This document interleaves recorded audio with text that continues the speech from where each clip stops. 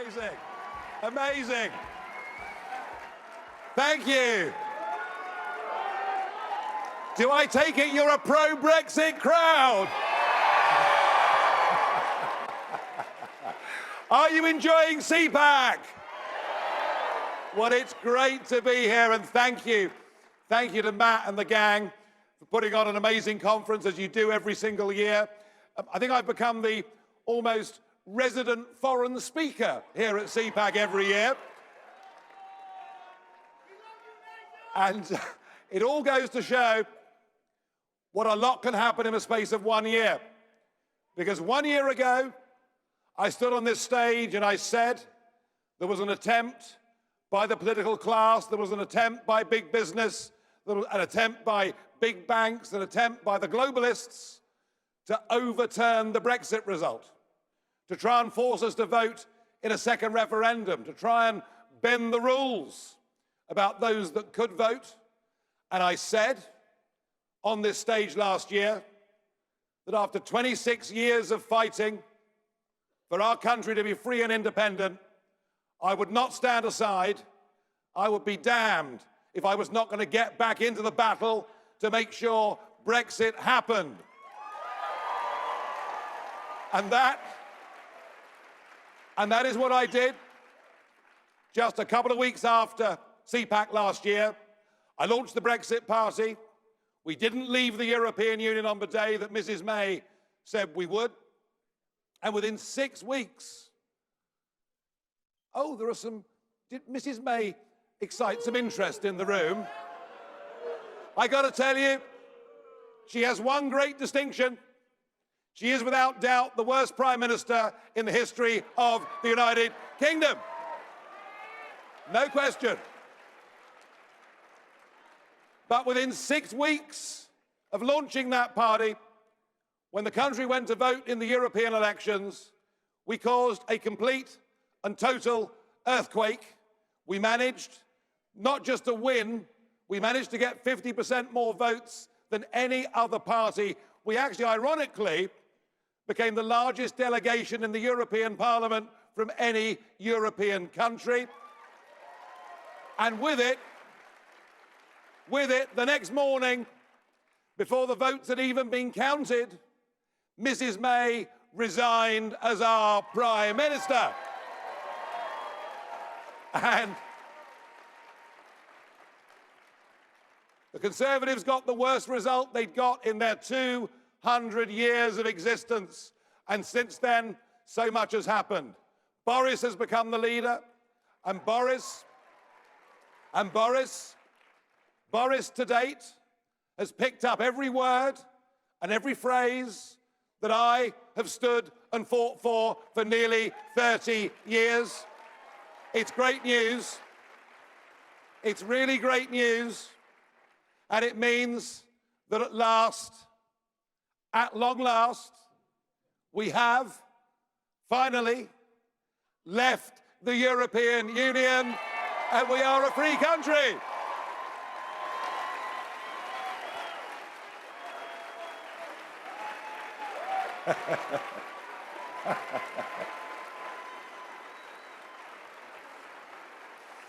But all of this, not before I had my opportunity to give my last ever speech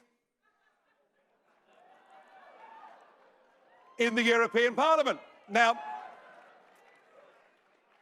in my 21 years as a member of this pretty appalling institution, I have without doubt become the most notorious MEP in history, the most unpopular MEP within the chamber in history, the most abused MEP in history, the most fined MEP in history, and at times, all right, I'll come clean, perhaps the most outrageous MEP in history. But and thank goodness for YouTube, putting out those speeches over the years, because the BBC wouldn't have done it of their own volition, would they? So I had my last hurrah, and I thought, well, what do we do? How do you end? 47 years of membership, 21 years of my being there. What do we do? How do we say goodbye? And I thought, well, I've got a nice little idea. Because there's nothing really to be... Now, I never thought, by the way, I never thought in the United States of America I would ever dare do what I'm about to do. Because no, it's not illegal, don't worry. Because this is a nation that quite rightly is proud of its flag, proud of its identity, and it's a wonderful thing to see whenever I come to America. Wonderful thing. But kind of what globalism is all about is, of course, destroying the nation state, taking away its symbols, taking away its identity, replacing it with this new global order. And of course, the European Union is the epicenter of all that the globalists want to do. But I never thought in America, because those with a long memory, of course, will remember 1776.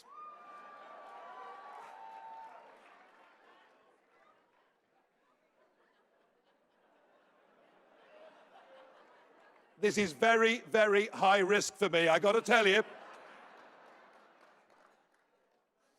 But they'll remember 1776. They'll remember feeling they were a put-upon colony. They were being taxed without being represented. They were being told what they could and could not do. And the American people said they'd had enough of that. And so you had your Declaration of Independence, and you won your independence from us and went on to become the most successful, phenomenal country mankind has ever created.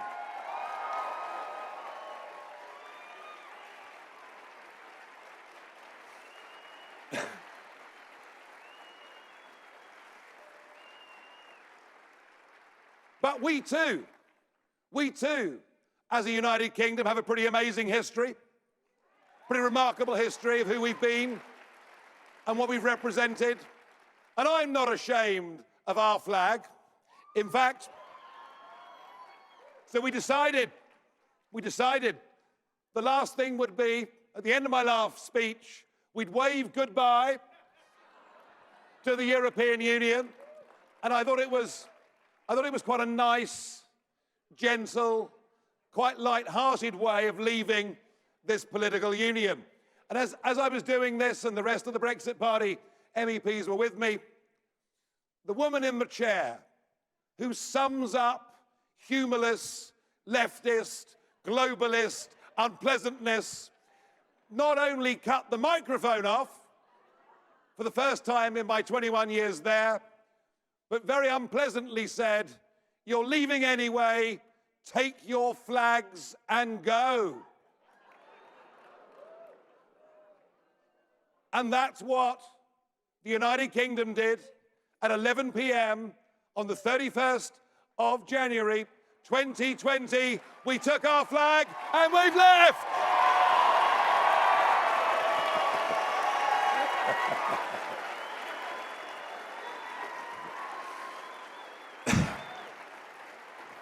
Thank you.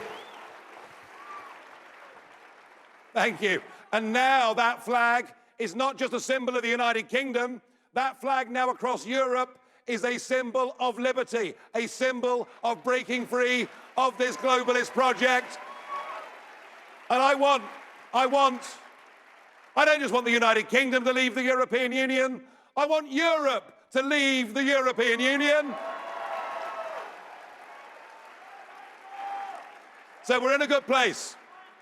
We're in a good place. But one of the things that has made Boris picking up the right policies and winning a big general election majority, one of the things that made it easier for Boris was a man called Jeremy Corbyn. The British Labour Party had been completely hijacked by hard left, unpatriotic socialism. Does that ring any bells here in America, hijacked by the hard left, and of course, the further left they go, the more extreme they become, the more they please their own echo chamber, but the less appealing they are to people living in Middle England. And Corbyn has been a huge contributory factor to Brexit finally getting done, to Boris winning a majority. And I think there is a big lesson in many ways that the Democrat Party in America should be learning, but I think in their current mindset, I mean, you almost feel sorry for them sometimes. No, okay, all right, fine. Just try to be nice for a bit, you know. So I wonder what you as a crowd think of Bernie Sanders.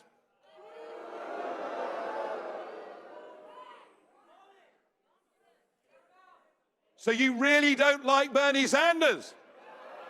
Well, can I suggest to you that you're wrong? You should be backing Bernie Sanders. You should be campaigning for Bernie Sanders. You should be donating money to Bernie Sanders. You should be making sure, and I think he's going to do it anyway, but you should be making sure that Bernie Sanders gets that nomination. You need a Democrat Party that are as far left-wing and as anti-American as they possibly ever can be, because when that happens, what will happen in November this year is not only will you get 4 more years of this great President Trump, but I think with Bernie, you won't just get Trump. I think with Bernie, you can retake the House too.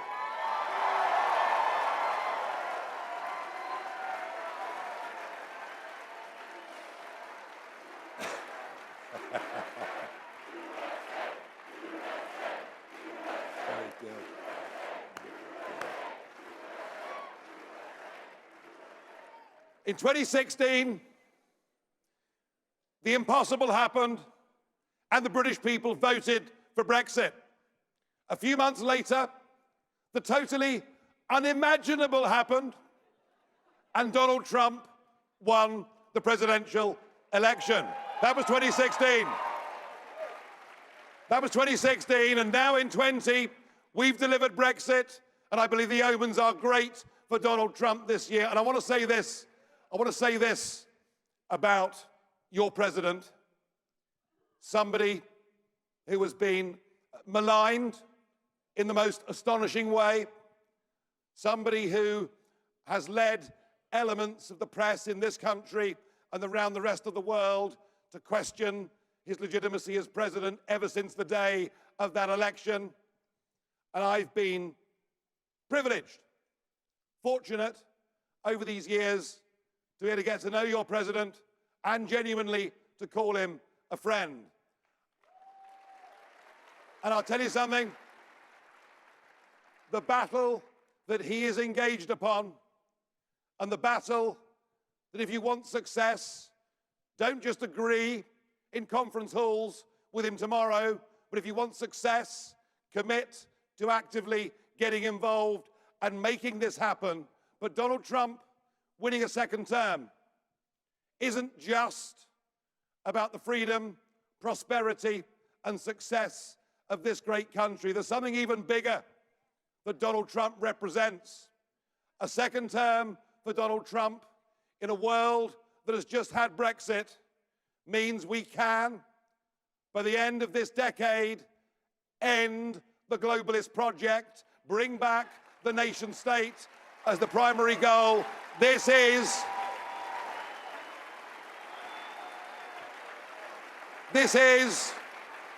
We are living through a big moment in history. You are part of a big moment in history. And with 4 more years of Donald Trump, we will complete the job. Thank you, everybody. Thank you. Thank you very much. We will make America great again.